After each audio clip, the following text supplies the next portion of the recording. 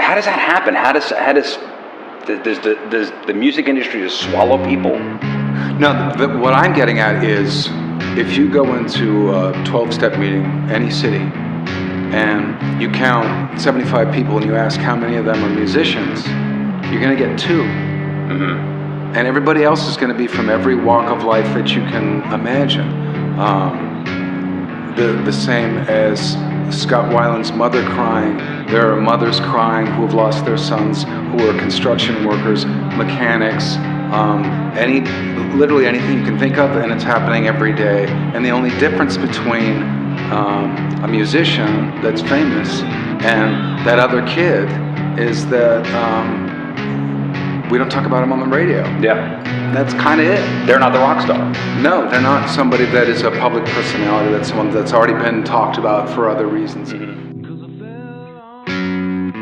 And then I also think that there's kind of a history of sort of not deifying, but glamorizing a little bit the dead guy. You know, whether it's a rock star or a famous actor. You know, like the James Dean he only made 3 movies, mm-hmm. And he's one of the best known actors of all time. And granted, you know, I think everyone agreed that he was really talented, mm-hmm. But he was around, and he died like in a sort of glamorous, badass way, which is in a little race car mm-hmm. on his way to a race, driving it himself. Yeah. I give something to that, to the legend of that, and something to the story of that. But one of the things that I've experienced over and over again, which I think is a way that people deal with it, particularly when it's someone who's already kind of celebrated for something, mm-hmm. is that we invent this idea that somehow there was it was predetermined. Mm-hmm. I think.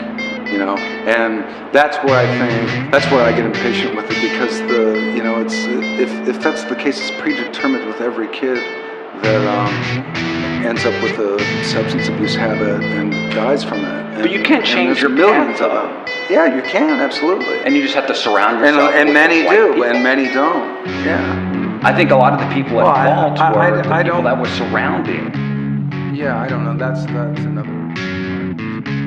It's entirely wrong.